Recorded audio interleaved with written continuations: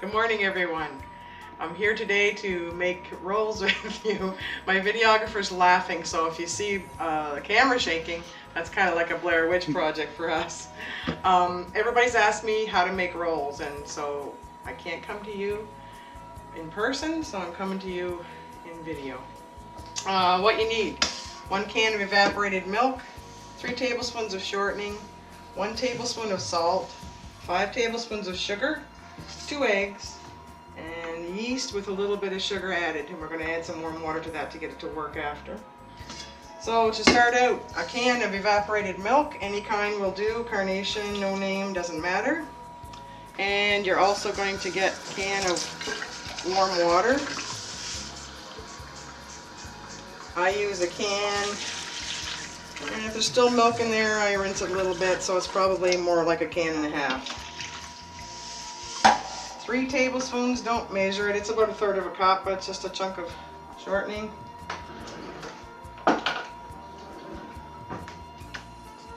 3 tablespoons of shortening. This is a tablespoon of salt, don't forget that because your bread will feel cold and it doesn't taste good without your salt. 5 tablespoons of sugar, 2 eggs, large eggs I use, and in this is a heaping tablespoon of yeast with about a teaspoon or a little better of sugar. And you want warm water, not hot. Hot will burn your yeast and make it not work, and you don't want cold because then it won't work at all.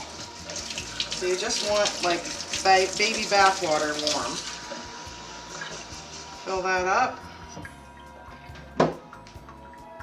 And you're going to mix that up just so that your yeast and sugar combine together, and we'll watch that work.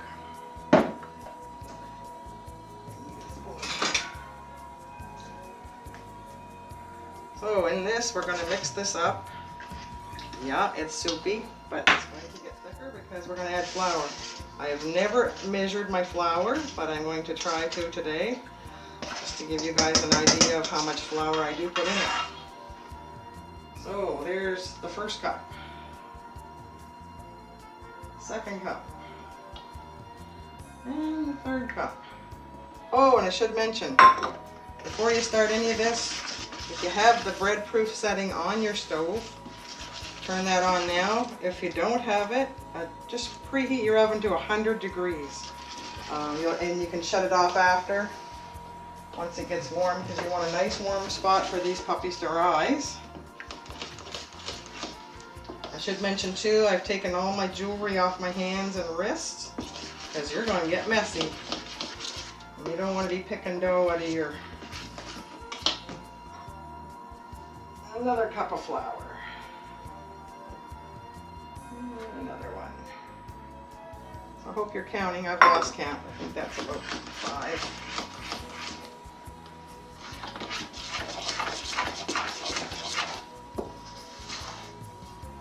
I do this while my yeast is rising, and I have to add more flour once I put that liquid in. You just want to make sure you've got all your ingredients blended well. Your shortening and your eggs, make sure they've all mixed in. Some people use their mix master. I have one sitting in the corner, but I like to do this one by hand.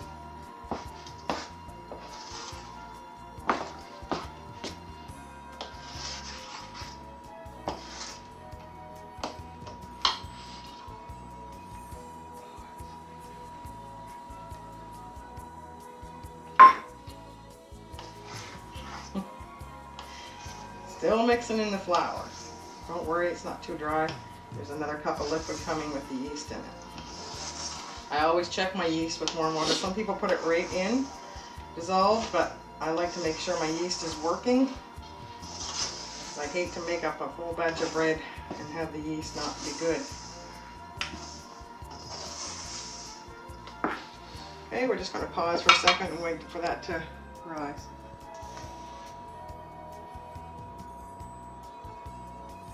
Go. Okay, so as you can see, our yeast has started to form bubbles. That tells me it's good active yeast. So I put that mixture in there. And if I can't get all the yeast out, add a little warm water and swish it around. It's really, it doesn't have to be exact for bread. And then you're going to mix that all into your dough.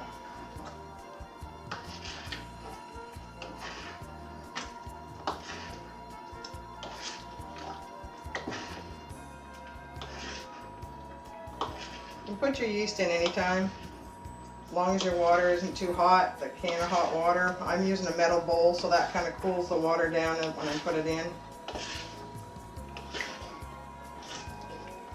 The thing is, you don't want anything too hot to burn it. So we're going to add a little more flour. Not sure how many cups this is now. Like I said, I never count. But you want it so that you can turn it out and knead it onto your surface.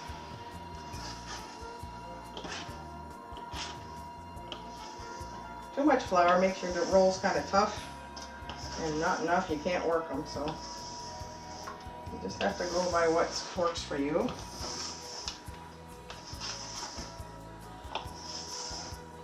And that's getting about to where the point where I can work with my dough. So now you are going to flour your surface. And when I flour, I make a little well around the edges, just so that the dough doesn't go anywhere. So you're going to put this onto your surface. Some people have a breadboard, I don't. I just use my countertop. And you're going to scrape all that out of your bowl.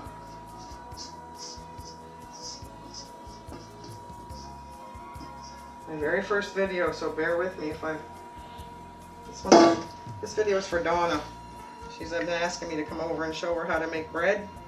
I gave her the recipe and a coupon for me to go over, but with the COVID crisis, we can't go over, so we'll do our best from here. So I suggest you have some flour out here to flour your hands and the top of your dough. And you start working in your flour this way. That's why you take all your rings off prior to, because if not, they're going to be full of dough. And for sanitary reasons too. And make sure you wash your hands first, which I did, especially during COVID.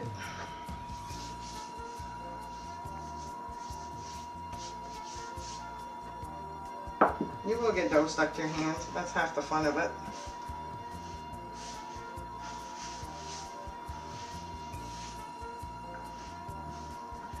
So just get all those ingredients worked in there. This is the best part. I call this step one. You're getting your dough mixed up and ready to rise. I let mine rise till it's double in bulk, which usually takes a couple hours, even with the bread proof setting.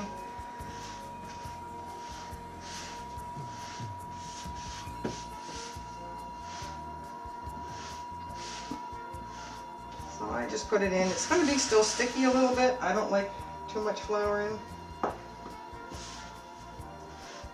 but just so I can handle it without it getting too stuck to me.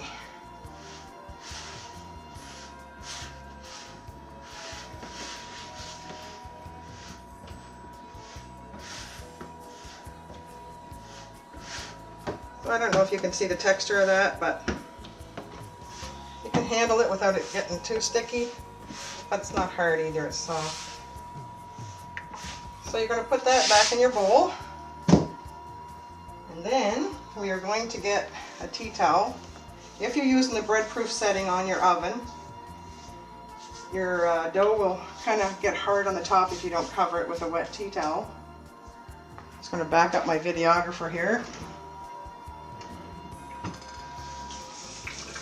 So you get a tea towel good and moist. If not, it'll stick to your dough too. But you want it wet, just wring it out.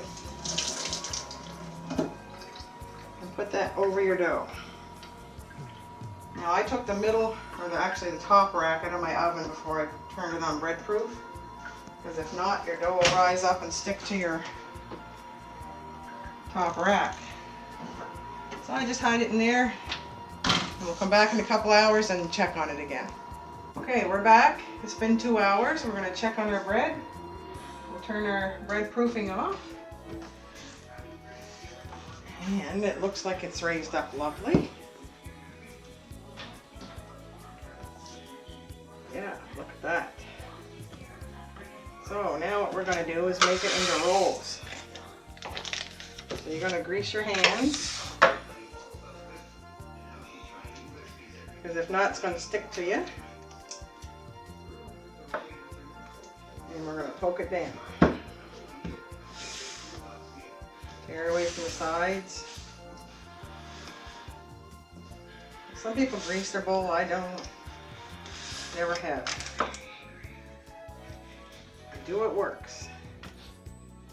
Alright, so you're going to grab a bunch of dough, work it in your greased hands.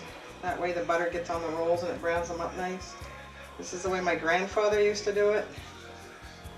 And put it in the pan. Another bunch. About the size of a golf ball. Put it in the pan. So you're going to do that until your dough has been used up. And they're going to raise again for a couple more hours. One thing I wanted to mention, some asked me what kind of yeast I use. I use the Fleischmann's Quick Rise. You can use the regular if you want. This always works well for me, so that's what I use. Okay, we're still making rolls. By the way, I have sprayed these pans with cooking spray, just so they don't stick to the pans.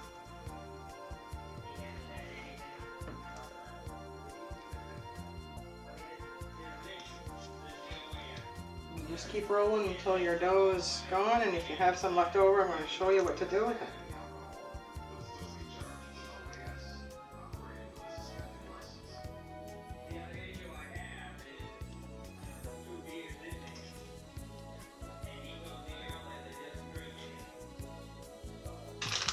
Okay, so we're back. We've got our rolls made in our pans over there on the stove. And I've got this much left. And I'm going to make some cinnamon rolls. So I take some butter and grease my countertop, because if not, it's going to stick. Everything's got to be greased with dough. Take your bread dough that's left. Turn it over on that greased surface. And you're just going to take your hands and you're going to spread it thin as you can get it without it tearing.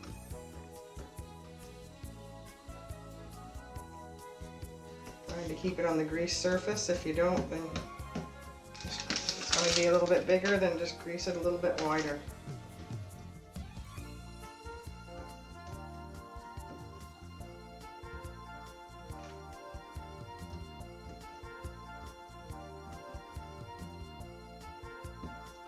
Okay, that's pretty good. So then I have melted butter, and I just used a 1/4 cup.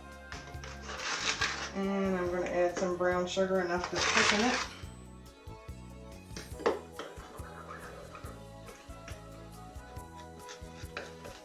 And I suppose if you just did it with this, it would be butterscotch. I'm going to add some cinnamon in a minute. I want it quite a thick paste, so if not, it runs out.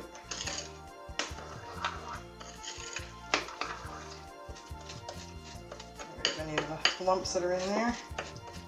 That's pretty good. I'm going to add a little cinnamon to that.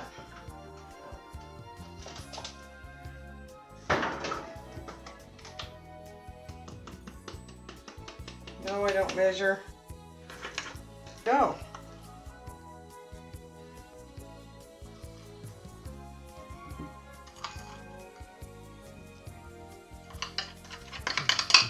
If you don't have enough, you can mix up more.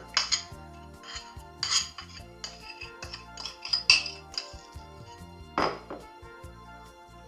just spread that all around.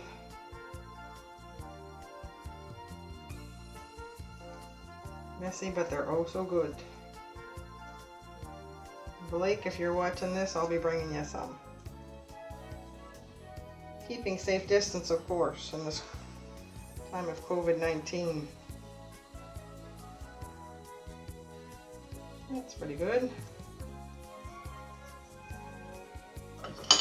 So then you're going to lift up your edges and do it in a roll.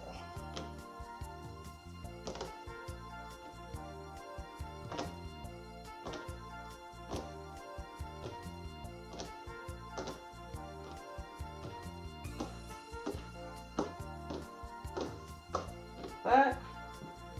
So I'm just still cutting these cinnamon rolls. Yeah, they're about 1 inch wide.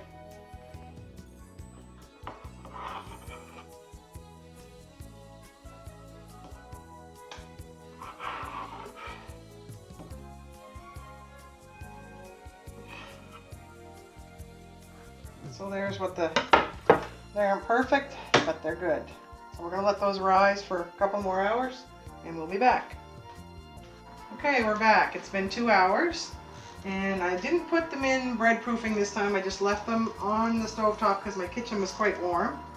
So you can see they've more than doubled in their size. So I've got my oven at 350 right now. I don't put them all in at once because the heat will not circulate. So I will put 2 pans in and we'll set the timer for 25 minutes and we'll check back in 25.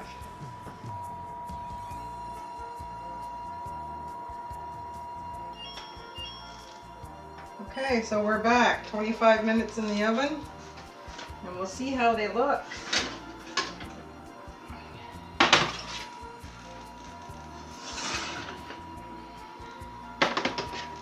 Put the next 2 in.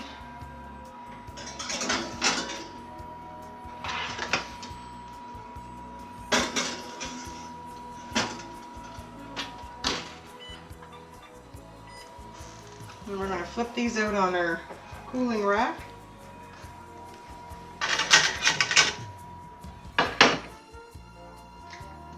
And I wish you could smell what we can smell. And there you have it.